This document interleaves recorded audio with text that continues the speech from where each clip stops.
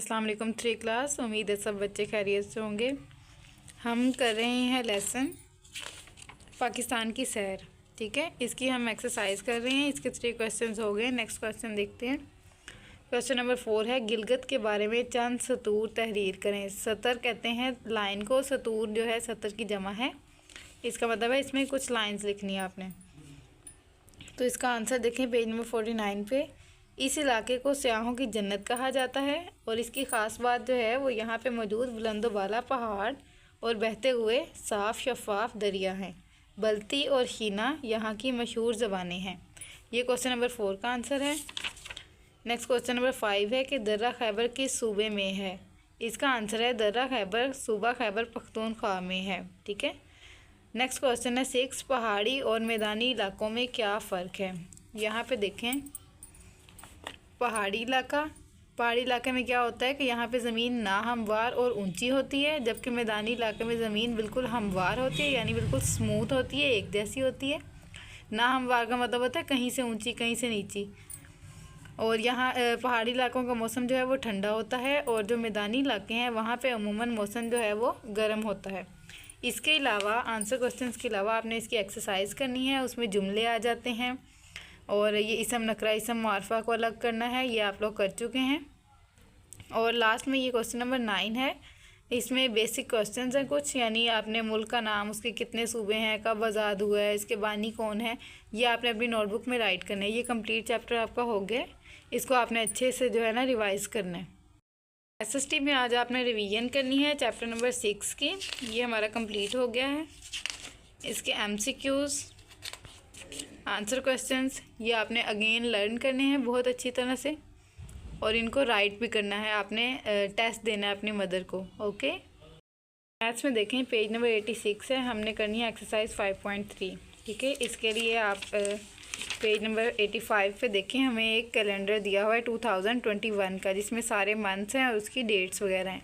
ठीक है, अब हमारे पास क्वेश्चन क्या है, look at the calendar and write the days corresponding to the following dates. ये डेट्स हमें दी हुई हैं, हमने बताना है कि उस डेट को क्या दिन था 2021 में। फर्स्ट है हमारे पास 12 जनवरी 2021। कैलेंडर पे आ जाएं, जनवरी के मंथ में देखें 12 डेट कहाँ पे है। ये है 12 डेट। इसके ऊपर देखें कौन सा डे बन रहा है, ट्यूसडे। तो ये आपने डे यहाँ पे राइट करना है, ट्यूसडे। ओके। इसी तरह से नेक्स्ट है 5 फेब। आपने देखना है फेब के मंथ में 5 डेट को क्या डे है, फ्राइडे। तो आपने यहाँ पे फ्राइडे राइट करना है। नेक्स्ट है 28 मई 2021। ऐसे ही आपने इसको मई के मंथ में देखना है कि क्या डेट है और उसका डे देखकर आपने यहाँ पर राइट कर देना है। ठीक है, ये क्वेश्चन आपने सॉल्व करना है। उसके बाद क्वेश्चन नंबर 2 है, read the history of Pakistan and mention the dates of the following event.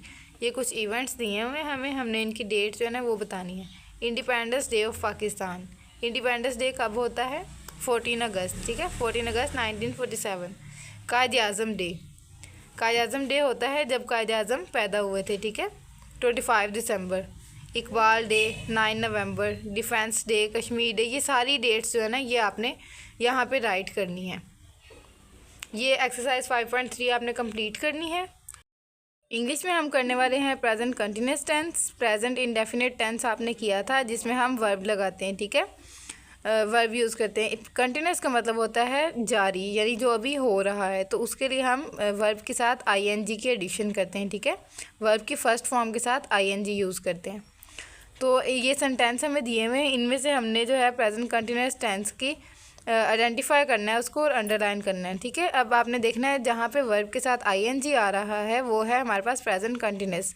ठीक है, the farmers are planting seeds. इसमें प्लांटिंग जो है ये वर्ब है, ING इसके साथ एडिशन है कंटिन्यूस की वजह से, तो इसको आप अंडरलाइन करेंगे। We are cleaning the room, हम कमरे को साफ़ कर रहे हैं।